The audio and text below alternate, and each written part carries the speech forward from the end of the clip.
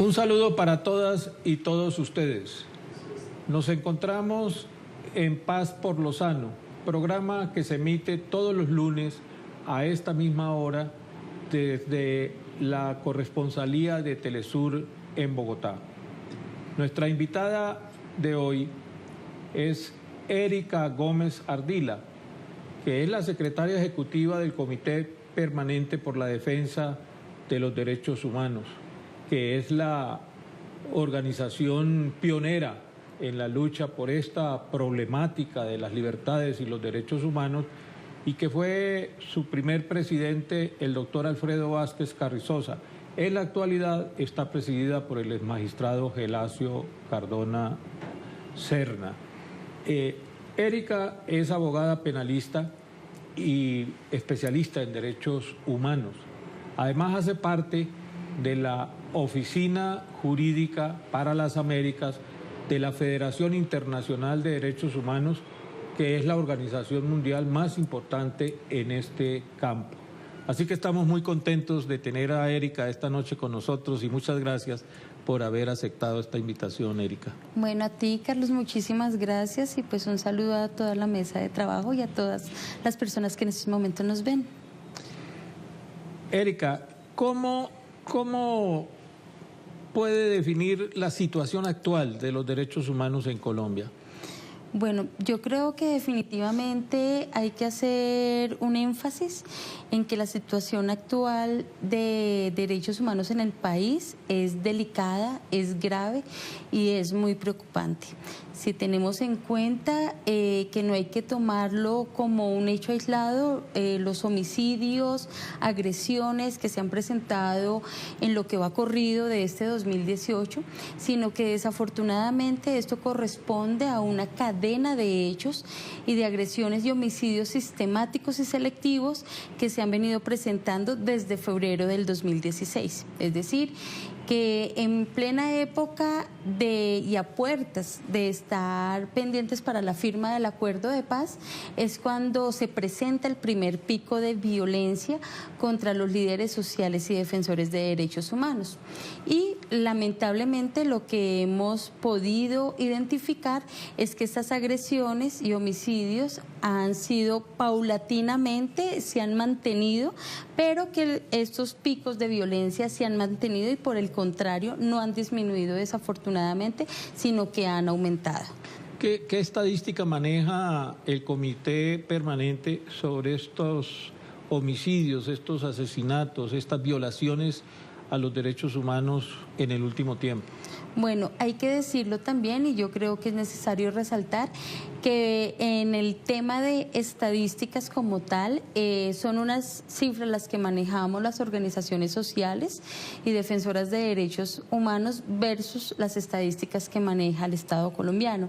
Pero ahora bien, de acuerdo a los informes de programas tan reconocidos a nivel nacional como el programa Somos Defensores, pero también las estadísticas que ha manejado Marcha Patriótica, tenemos que por lo menos para el 2016 fueron más o menos 132 homicidios, más de 389 agresiones. Estas agresiones también es importante anotarlas, que son amenazas, son persecuciones, bueno, hay un sinnúmero de situaciones que se han venido registrando en contra de los líderes sociales y en el 2017 se registró un aumento significativo de 153 líderes y defensores de derechos humanos asesinados en el país.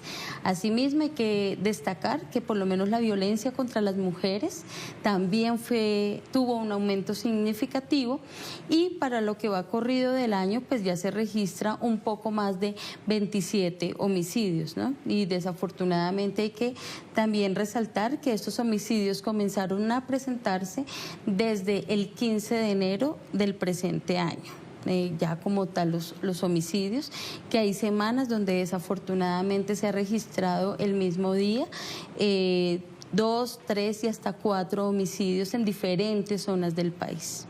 Es grave la situación y sobre todo teniendo en cuenta que se acaba de firmar un acuerdo de paz con la guerrilla de las FARC y se han adelantado los diálogos con el ELN hoy pues en estado de suspensión, pero que se han venido desarrollando.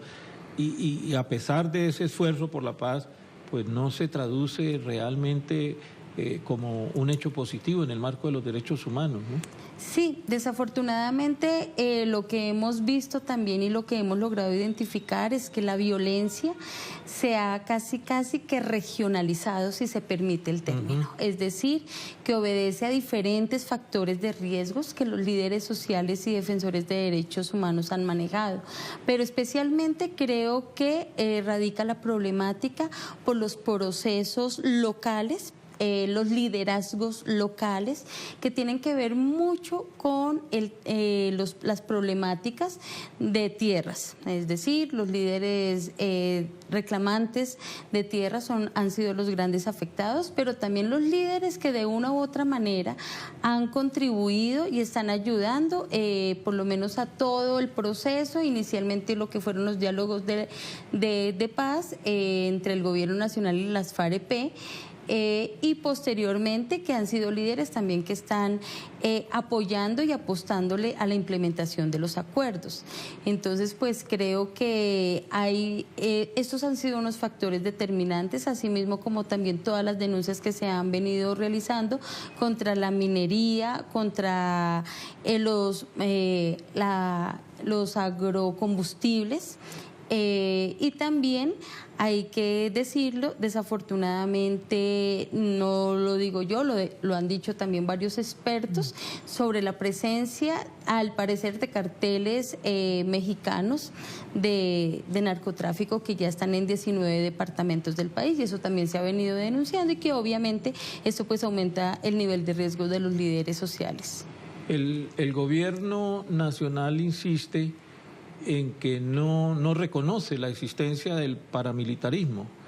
Dice que son como una suerte de bandas criminales y con ello argumenta que no existe un plan preconcebido para estos exterminios. Sobre esas responsabilidades y la existencia de estos planes, ¿qué se puede decir?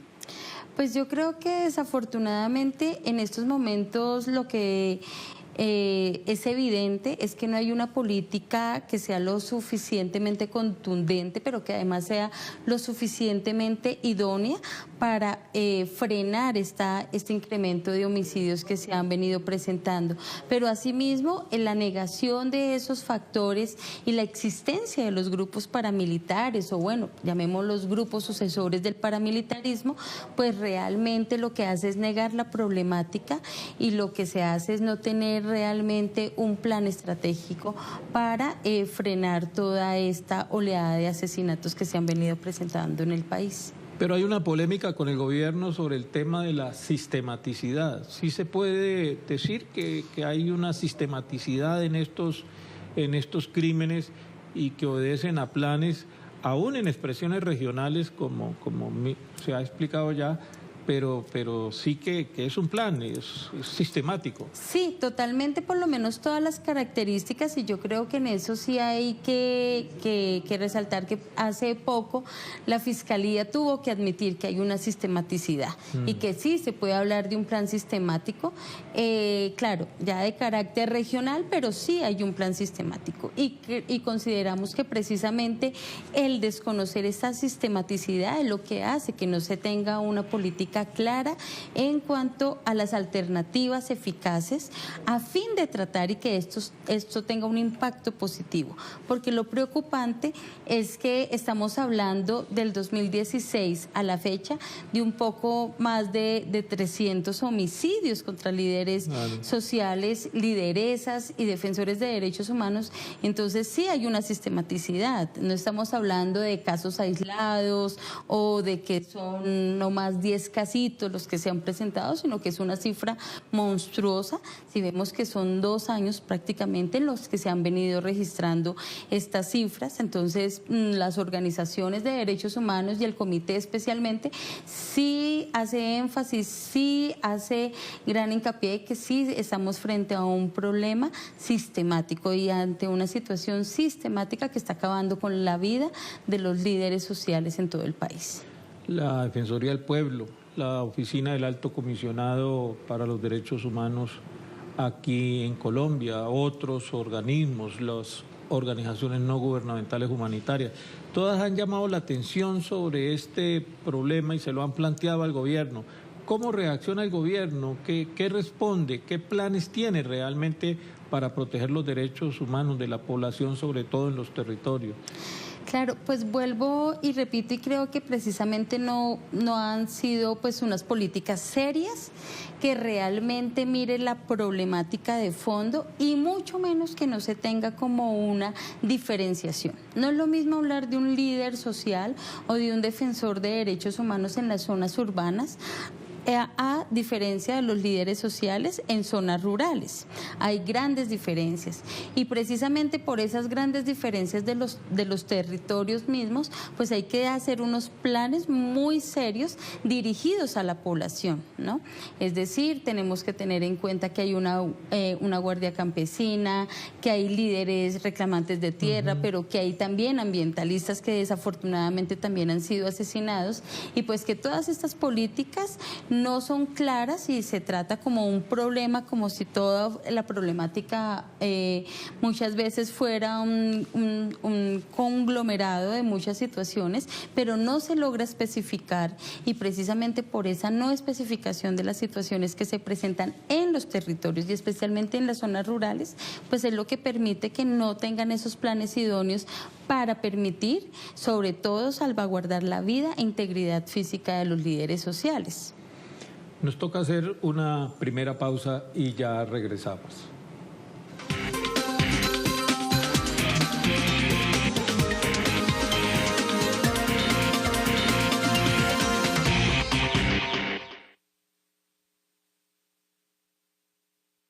Estamos de vuelta a Paz por Lozano. Nuestra entrevistada de hoy es la abogada Erika Gómez Ardila, que es la secretaria ejecutiva del Comité Permanente para la Defensa de los Derechos Humanos.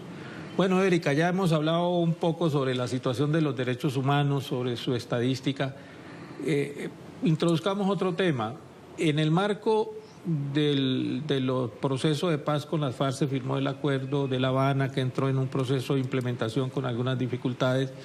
Las FARC hicieron la dejación de sus armas, la transformación a una organización política y han comenzado su actividad en medio de una serie de agresiones, de un ejercicio violento contra ellos para impedir su campaña electoral.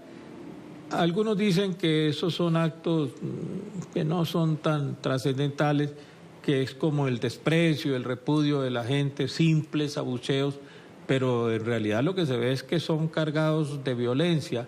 ¿Cómo interpretar eso en un país que lo que espera es la reconciliación y la consolidación de la paz estable y duradera? Pues yo creo que hay que resumirlo en dos palabras y es falta de garantías. Es decir, precisamente uno de los pilares del acuerdo de paz firmado entre el Estado colombiano y las FARC-EP en su momento era precisamente la participación en política, pero vemos que desafortunadamente a la fecha, al día de hoy, el último comunicado que es precisamente expedido por las FARC, vemos que ellos hacen cuenta ya de 38 excombatientes asesinados en todo el territorio nacional. Es decir, que más sistematicidad. ¿Para dónde? Y de hecho, hay que decirlo claramente, creo que se tiene que trascender de que el derecho y de las garantías de no repetición tiene que ponerse en práctica, pero de manera urgente y prioritaria. No puede ser la constante que por lo menos en ese buen sentido de que las FARC han cumplido con todo lo establecido, con todo lo acordado, se tengan que someter a esta clase de agresiones. Además, no son simplemente abucheos, sino son agresiones claras, precisamente por sectores que se pueden catalogar como que son enemigos precisamente de la implementación y que además salga a flote estos procesos de paz. Entonces, yo creo que uno de los puntos fundamentales, y por eso la solicitud que diferentes oportunidades se ha hecho al Estado colombiano y la exigibilidad de este derecho fundamental de garantías plenas y sobre todo garantías de no repetición para que el nuevo partido de las FARC puedan hacer política como corresponde. Pero además de esto, creo que es necesario mencionar también las graves problemáticas que se han venido presentando pese a que ellos han cumplido, se hizo una dejación de armas en varios sitios y zonas veredales y zonas transitorias, pues se aumentó el número de natalidad. Eso es muy significativo para el país. Tiene que decir casi que fue un mensaje de nosotros dejamos las armas precisamente por empezar a engendrar y dar vida, porque ese es una buena señal. Y creo que de hecho, casi que no se menciona, pero un hecho muy significativo también ha sido por lo menos el que en estos días se anunciaba en un medio de alta circulación en el país, y era precisamente el hecho en que las FARC, junto con algunas personas que fueron víctimas de los hechos del Nogal, pues han hecho actos significativos y simbólicos de reconciliación.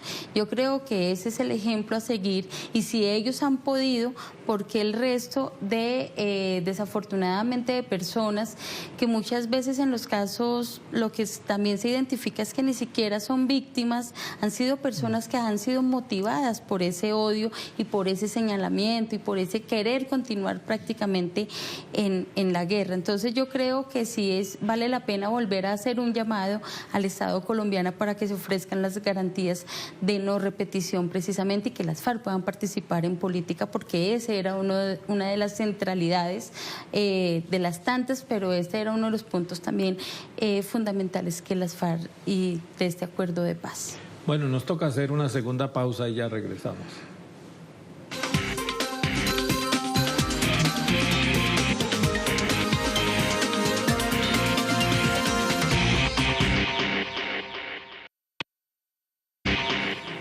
Volvemos a Paz por Lozano. Nuestra invitada de hoy es la abogada y especialista en derechos humanos, Erika Gómez Ardila.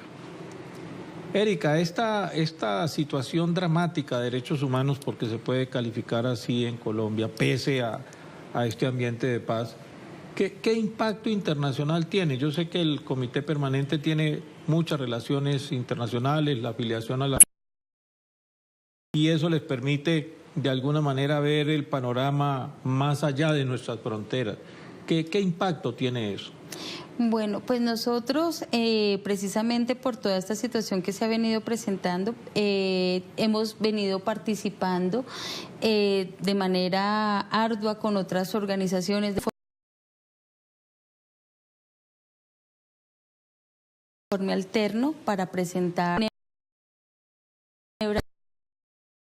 situación de derechos humanos. ¿Es alterno a qué, Erika? Como es para este año se debe presentar por parte de Naciones Unidas, se debe presentar el examen periódico universal 2018, que va a ser en el mes de mayo, pero las organizaciones sociales pues hemos recopilado en un gran informe precisamente todas las situaciones y toda la grave situación que se ha reiterado además, porque hay que decirlo, en el 2013 hubo unas observaciones muy claras y precisas respecto a algunas problemáticas de vulneraciones y violaciones a derechos humanos. Entre esas pues estaba el tema de los mal llamados falsos positivos, el tema de la impunidad, y en este nuevo informe pues desafortunadamente tuvimos que ampliar como el número no solamente de páginas sino de situaciones en concreto, y es precisamente el tema de la situación de los líderes sociales y defensores de derechos humanos. Entonces, esto es un gran trabajo y esfuerzo que venimos haciendo varias organizaciones a nivel nacional para presentar ahorita marzo, abril, prácticamente es ya ahí. La tarea ha sido bastante enriquecedora, pero también ha sido un trabajo pues muy mancomunadamente con las otras organizaciones para poderlo presentar, denotando obviamente las problemáticas que se han venido repitiendo sin que tengan algunas soluciones por parte del Estado colombiano, algunos avances significativos en algunas materias. Y el examen periódico universal lo presenta la oficina del alto comisionado, ¿no? Ellos presentan también una parte del informe de la situación para Colombia, pero quien ya lo consolida, por decirlo de alguna manera, y hace como toda la recopilación de este informe, ya pues es Naciones Unidas como tal, claro. Es quien presenta el examen periódico universal. ¿Y qué receptividad hay hacia las denuncias y la presentación de los informes de las organizaciones no gubernamentales? Pues hay que decirlo, creo que este informe que se ha presentado, por ser un informe serio, además un informe que llevó más de 6 meses presentarlo, como esa primera parte que se presentó en octubre del 2016, fueron más de 6 meses de trabajo, ¿no? Con cifras, con números exactos y con fuentes, además siempre se citan las fuentes, y pues ha tenido muy buena acogida el informe, ¿no? Pues porque ahí hemos podido reflejar de una u otra manera, a pesar de todas las situaciones que se han venido presentando, creo que es un informe muy completo, pero muy conciso y sucinto de todas estas situaciones. Entonces ha tenido una muy buena acogida y ya estamos pues como en ese proceso de terminar y un poco complementar esa primera parte que se presentó en el 2016, complementarlo ahorita marzo-abril para ya obtener el resultado final, que ya es la presentación del examen como tal en mayo de este año. Y de ahí se derivan las iniciativas de las organizaciones de derechos humanos para el país, ¿no? Para en defensa y la protección de las libertades y de los derechos para que no se vulnere. Sí, aquí lo importante y es necesario resaltarlo son por lo menos las observaciones y recomendaciones que hace Naciones Unidas al Estado colombiano, que pues igual esas son las que hay que como mirar y tratar también de hacerle seguimiento en lo posible, si se han cumplido o no se han cumplido a la fecha, porque por lo menos el último informe examen periódico fue en el 2013, entonces pues un poco también yo creo que eso nos va a permitir hacer un análisis y un balance de estas observaciones y recomendaciones que tanto avance tuvieron pues por parte en materia de protección, promoción y defensa de los derechos humanos por parte del Estado colombiano. Bueno, Erika, muchas gracias. Yo creo Carlos, que es un buen informe, un buen reporte que nos llama la atención de que los derechos humanos en Colombia no están bien, a pesar de todo este ambiente favorable a la paz, de la firma de los acuerdos de La Habana, de los pasos que se han dado en función de fortalecer la democracia. Todavía falta. Creo que el Estado colombiano tiene que poner más empeño para salir adelante en esta batalla, porque primen los derechos humanos en la sociedad colombiana. A todas y todos ustedes, muchas gracias por habernos acompañado y nos encontramos de nuevo dentro de 8 días. Muchas gracias.